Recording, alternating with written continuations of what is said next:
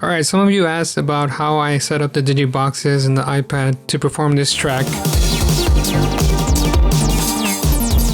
So I'm going to be breaking this down into 3 sections. It's going to be the wiring, the MIDI, and the structure / technique of this track. And if at any point you feel that this is too much info or I start rambling off course, I condensed all this information into a PDF you can pick up in the description. Also, I have links to these accessories if you're curious about what exactly I'm using. Yes, they are affiliate links, but they come at no cost to you, and in the long run will help me continue making these types of videos for you all. So thanks in advance. Now let's get into the video. So the wiring. Let me just move the iPad here. So I basically have the audio going out into the Digitakt audio going out into my audio interface, and my audio interface connecting via USB into this USB hub, which connects into my iPad. Now I also have the USB cables coming out of both digiboxes and into another USB hub, and this one is for my keystep. As you can see, we got a little hub on hub action going here. So I treat this as like my MIDI USB hub. And you might be wondering, like, why don't you just use the USB cable to send audio and MIDI? Well, I could do that, but you have that limitation on the iPad where it wants to only use one interface, so it would either have to be the audio interface or the Digitakt. And then plus, I'm pretty sure when you send the audio into the Digitakt, it doesn't actually send the audio through the USB cable for some reason. Like, if somebody can explain that in the comments, but that would be really helpful. But you can't listen to the incoming audio through the USB cable. It's only the Digitakt can be heard. So there's that. And then you might also be wondering, why don't you just connect the audio out into the Digitone? Well, I could do that, and you can monitor each device, but kind of my general thinking about this setup is that if you can make your sounds sound, beefy and, crunchy and tight on the device, messing around with the bass width filter on each track and giving it its own space, you kind of eliminate having to do extra EQ work on the iPad. So this way it just runs the serial into one audio connection. So there's that, and then now you see there's a MIDI cable, and this MIDI cable goes from the out to the in, and I'll get into that in a second why I did that. But as cables go, I think that's pretty much it. Let's get into the MIDI side of things. So the cables are connecting out to in, and you might be wondering why, and it's because you want the Digitakt to send program change to the Digitone, and I don't know if it's possible in AUM, but it seems a lot more complicated to have everything talk through the iPad and then send to the Digitone when you can just have one connection, a physical connection into each other. So general rule is that AUM has to be the master clock if you're using effects or anything that's time based. If you want it to be synced up with these machines, you have to have it be the master clock. So on the MIDI settings, I have everything set to receive. Everything that's received is on, even though I don't really think we need transport or program change. I just have them on just in case. But we also have sends on, and that's because we wanted to talk to the Digitone. So on the Digitone side, we have it to set to receive. So all the receive options are turned on. Then we want to go back and go to channels so you can see program changes. We got in, like again, I don't think we need this on, but set it to out, channel 1 or whichever channel you like. Set that same number into the channel in for the Digitone. Now they talk to each other. Now you can have this be the master, and you can switch patterns, and it'll switch patterns over here too, right? So, and then let's see what else. While we're here, I have my auto channel set to 9, and that's because I have my keystep set to talk in MIDI channel 9. So when you set that up, now whenever I choose a track, I can play whatever track is on it.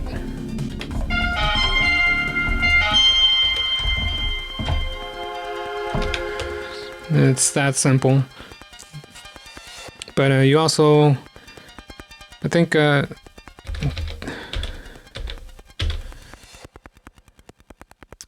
port config, you don't really have to mess with anything here.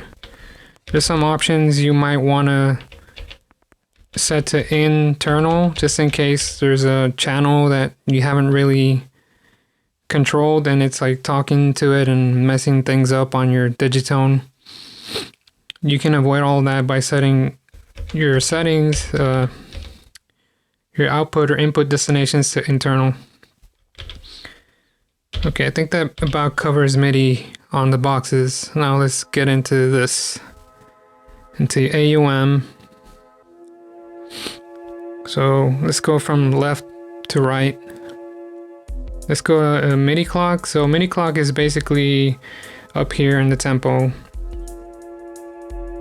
You want to click on the 3 dots, transport MIDI control. I want to go on the little snake MIDI icon over here. And as you can see, I have it set to the Digitakt and the keystep. And you might be wondering, why do you have it on the keystep? Shouldn't it be sending clock to the Digitakt? Well, yes, but you can also use the controls here as physical, transport buttons. That way you don't have to be reaching up here and pressing, and setting, toggling, record and all that. You can set it up right here, and it's super easy. Like, you can just go to the start play option. You can MIDI learn, which is amazing. And you just press the button you want it to correspond to. Same thing with stop and rewind. Learn, stop, just learned it. Toggle record, we got right here. Same thing, learned. Now we can go back and press play. There we go. We got some other MIDI connections going here. This is basically kind of a circumvented having to write chords on the Digitone. That way I can access the Art Bud, which is this arpeggiator module. And I basically wrote a chord in here. And you can play it and turn this up.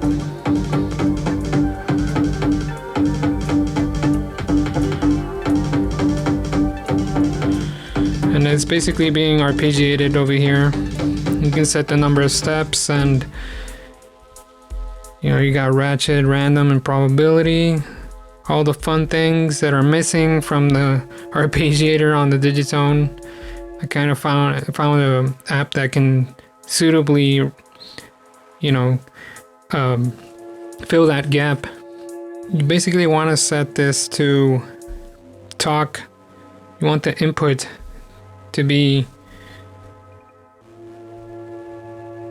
the key step.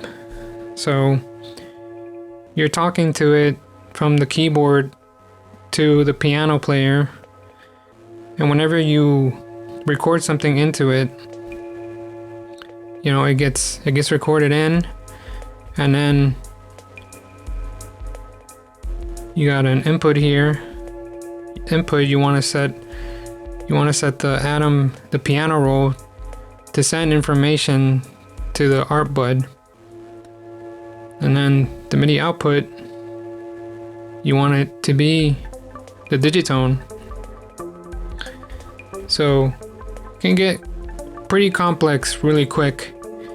If you don't know what you're doing, you kind of have to just fiddle around and, you know, play around, make connections until you get sound coming out. But at first, you know, that wasn't very intuitive for me either. I had to play around with it, and you know, just take this all with a grain of salt. Like, I ain't no expert or guru. I'm just showing you all what works for me. Alright, so going back to this, got the key step, talking to whatever it needs to talk to. So I have it set to like some iOS synths down here, and on a piano roll, the Digitone. You can see I really don't have it talking to the Digitakt, and that's because the Digitakt handles mono input. You know, since it's a mono sample player, and it also has 4-note polyphony, a limit of 4-note polyphony. So I rather just do everything that's polyphony on the Digitone, and that's what I did for this app, FRMS, the Granular Synth. I basically, here, let me go to another pattern because inputs are not labeled.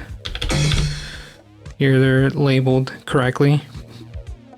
So you can do the same thing as, like I was telling you about the MIDI transport controls. Most of the iOS synth apps, if they're goated, they have MIDI learn integrated right into the interface. But if not, you can always go to these little mixer tab and hit this little knob icon, and that lets you start, you know, clicking on parameters and, you know, twisting your knob, and it'll register the same way. But for here in this instance, I basically just set some controls that, you know, I'd immediately reach for on any synth. So that would be like cutoff. I went into the global settings and set cutoff and resonance, and then here I decided to set this as like an octave. So here, let me play this. Sorry, this as an octave.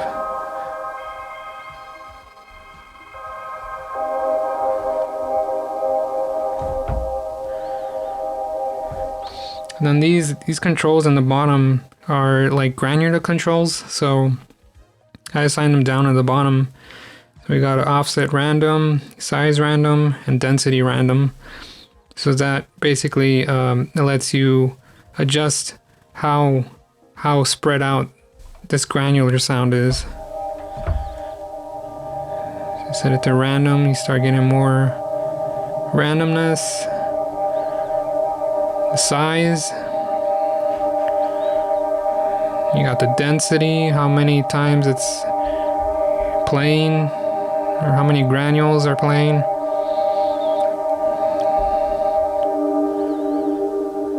But yeah, just general fun stuff.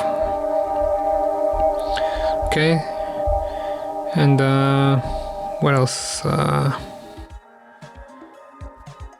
Next one we got is pure acid. So pure acid is being controlled by the Digitakt, as I said, because it just deals better with monophonic type of sounds and sequences. But oh, I didn't even talk about setting the channels for these. Okay, so if you go into a MIDI channel, you set your MIDI channel, go back. These are usually off. You want to turn it on.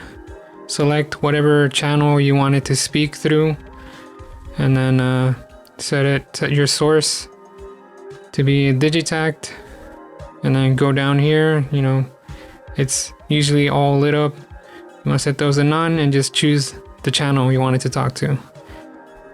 Now it should be, it's talking to it. And same thing with the frames. I went in here and I started assigning parameters, CC parameters, and started playing around with that, setting each one, naming each one. By the way, if you don't know how to name one, you just basically want to hold function, press the encoder in, and then you get that naming, a naming option. All right, cool. And I think that's generally it. There's one more, transit. So what I did with transit, I'm controlling it by MIDI, just basically the macro parameter, and some divisions, the length of the division of the loop in this preset. It was pretty much a preset. Like I went searching around. Like I haven't really made my own preset yet, but I went searching around and see what sounds interesting, and I decided to use this one because it just felt like nice, like a nice beat repeat transition slash like distorted effect. So I adjusted some of the parameters. I assigned some MIDI CCs, just these two, like it's all I needed for this effect. And that's basically the gist of it, the structure and the technique of this track.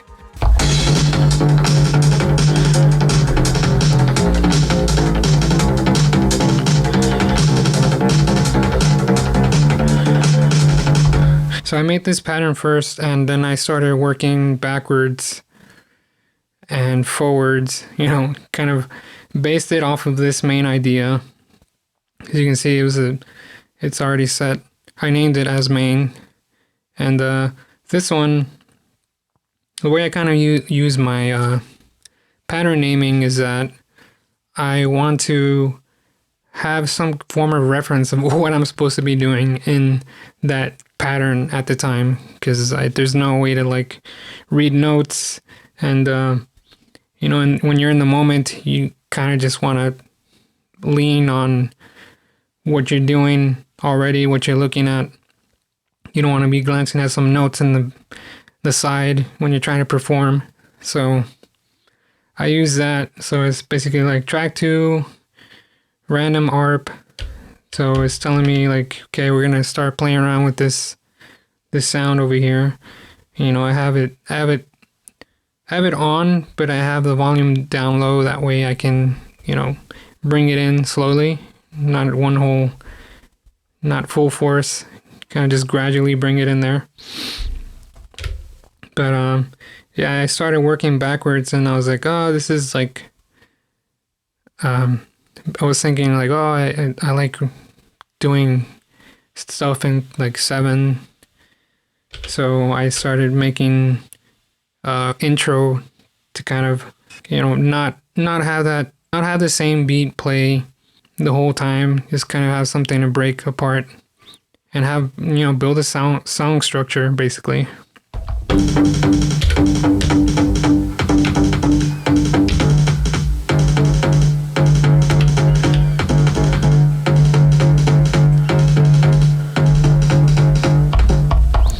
Kind of going off of my influences here by doing these types of beats, and so I just love listening to Animals as Leaders or Tool and stuff like that.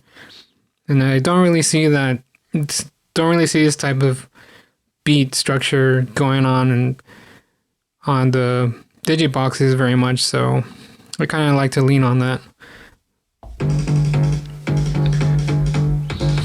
But yeah, we got basically the basic intro, and I have a few of these. I think I have the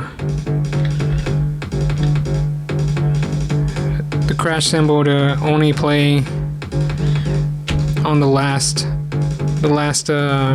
pattern. So if I hit it now, it'll activate. See, and then it goes into the main pattern.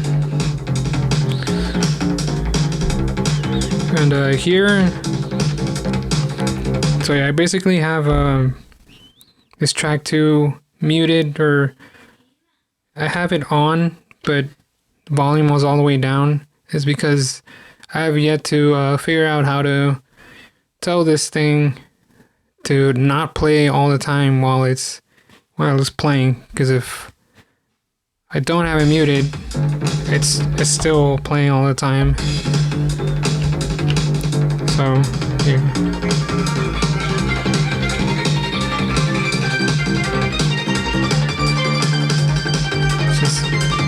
It's constantly playing. There's no way for me to stop it, even if I turn off the track itself.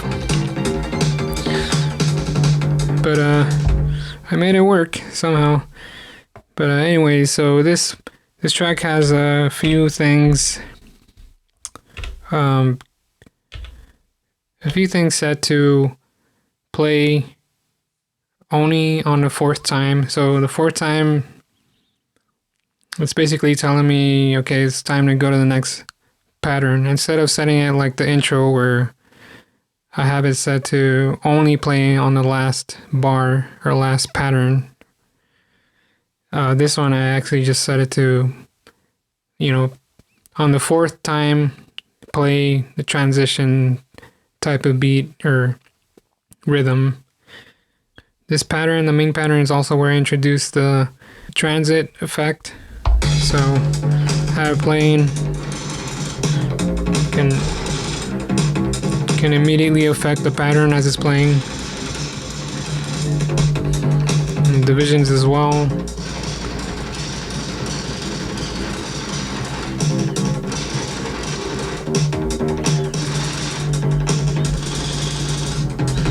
But yeah, fun stuff. So while I'm doing this and I'm bringing up the random arpeggiated pattern, I'm throwing in some random effects, kind of transitioning. And on the 4th pattern, or on the 4th time around, when it's going to transition into the next pattern, I intentionally crank this up all the way, because what I have coming on the 3rd pattern here is that I have these set to LFO, so they're coming in on, like each bar, each turnaround, so it's always affecting it without me having to play around with the parameter over here. Because I wanted to focus on bringing in the frames patch. And on the frames patch, yeah, so I basically have the cutoff.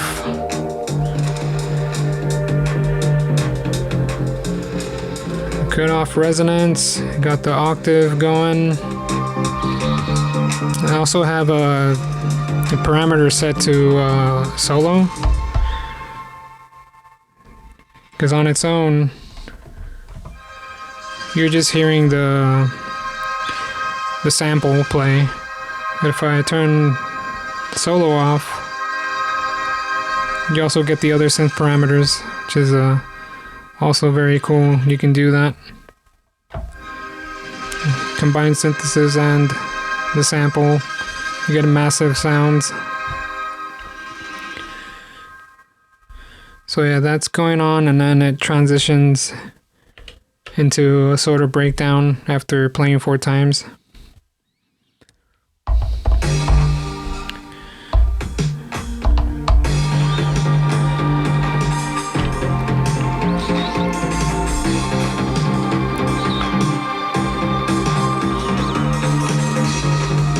This is also where I bring in the 303. So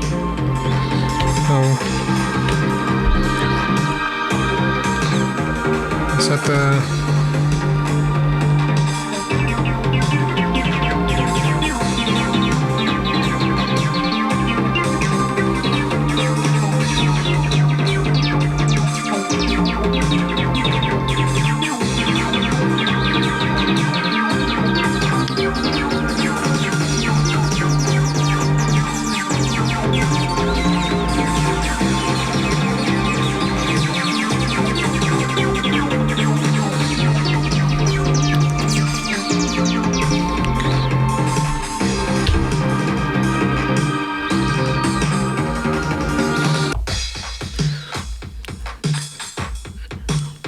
So in this beat, I'm kind of playing around with the space again.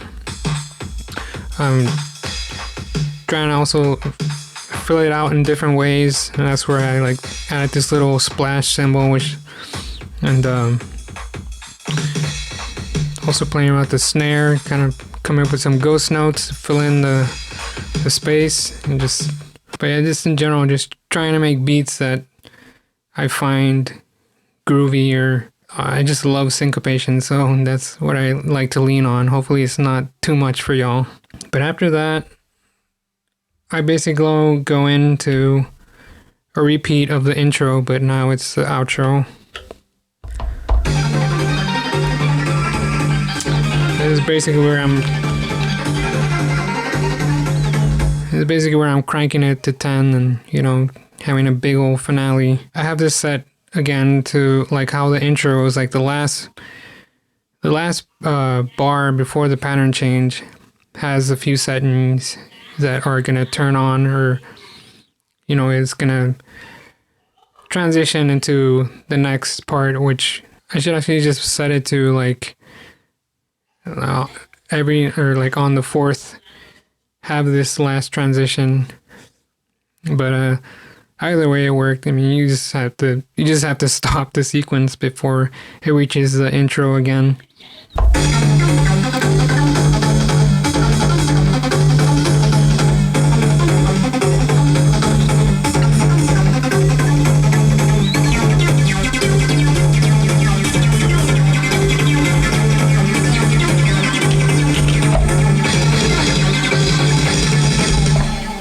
So if you felt lost during any of this, remember I have a PDF down below you can download where it shows you the relationships of these machines and how they interact, as well as the MIDI implementation.